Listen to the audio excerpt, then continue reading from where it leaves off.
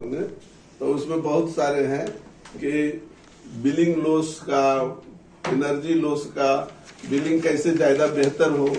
Billing बहुत जगह नहीं हो पा रही है, बहुत जगह शिकायत आती है कि बिलिंग नहीं हो रही है, लोग बिल करने नहीं आते हैं। दूसरी बात होती है कि टूट जाती है, पुरानी तारें हैं, उसको बदला नहीं जा रहा है। तो ये सब सजेशन तो डिटेल में आता है जो हमारा टैरिफ इतनी मोटी होती है।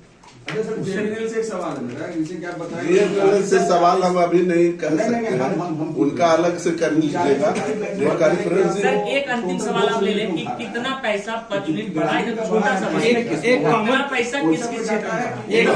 ये बता दीजिए, दोबारा बता दीजिए। वो सर परसेंटेज में है, आपको उनको अलग अलग बढ़ा है तो अलग अलग ही बताएंगे। हाँ बता दीजिए, हाँ बता दीजिए। अलग अलग जैसे डोमेस्टिक में एक में बढ़ा है, एक में बढ़ा है 40 पैसे, जो पहले 6.30 था वो 6.70 हुआ, 40 पैसे बढ़ा। उसी में एक कैटेगरी और है जो 65 था, 6.65 था वो 6.85 हुआ, मतलब 20 पैसा बढ़ा। उसी में 6.25 एक कैटेगरी था, 6.40 हुआ, मतलब 15% बढ़ा, 15 पैसा। तो इसलिए एक साथ नहीं कर सकते हैं कि क्या बढ़ा। नहीं, ओवरऑल 40 पैसा, ओवरऑल 9.34% बढ़ा। सबको ध्यान में रखते हुए मांग था 40%, कम से कम बढ़ोतरी 15 पैसे से लेकर 40 पैसे तक बढ़ गया। सर आपसे सवाल है फाइनली कि आप लोगों ने कोशिश क्या की कि बिजली में मतलब सुधार पहले करें, उसके बाद रेट बढ़ाने देंगे क्या?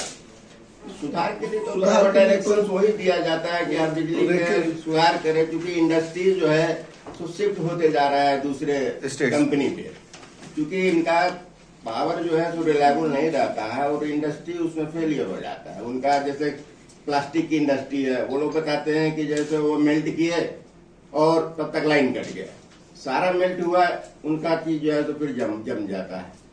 तो फिर उनको दोबारा जब बिजली आती है तो फिर उनको कॉस्ट ज्यादा पड़ जाता है। तो रिलायबिलिटी नहीं रहने से इनका इंडस्ट्री का लोड जो है, जो बढ़ना चाहिए था, वो बढ़ नहीं रहा इंडस्ट्रीज। और इसीलिए इनका जो डिमांड है, जो कि 5000 मेगावाट का इन्होंने सोचा था कि 2022 में आ जाएगा, मेरा डिमांड आएगा, वो डिमांड आज भी जो है 2200 मेगावाट के लगभग में है। तो 3000 का इंफ्रास्ट्रक्चर तो बनाते चले गए, लेकिन उसके कंपैरिजन में जो डिमांड आना चाहिए था, अगर वो डिमांड रहता तो लोगों को और अच्छी बिजली मिलती और वो सिस्टम का उपयोग हो पाता।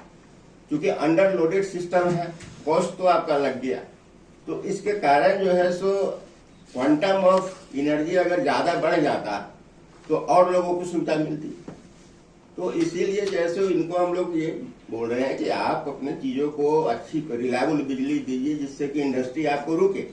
सस्ती बिजली दीजिएगा, नहीं तो फिर वो जिसको में शिफ्ट कर रहा है, डीवीसी में शिफ्ट कर रहा है, उसके पास उपाय नहीं है, वो इनके पास यहाँ पड़ा। लेकिन वो भी बंद होने के कगार पे सुनते हैं कि भाई हमारे दिक्कत है, क्योंकि जो दूसरे में सेम टाइप का इंडस्ट्री अगर दूसरे में चला गया, इसको कम बिजली की इधर सेम बिजली लगता है, तो वो जो है सो कम्पीट उससे नहीं कर पाता है, प्रोडक्शन कॉस्ट उसका ज्यादा हो जाता है।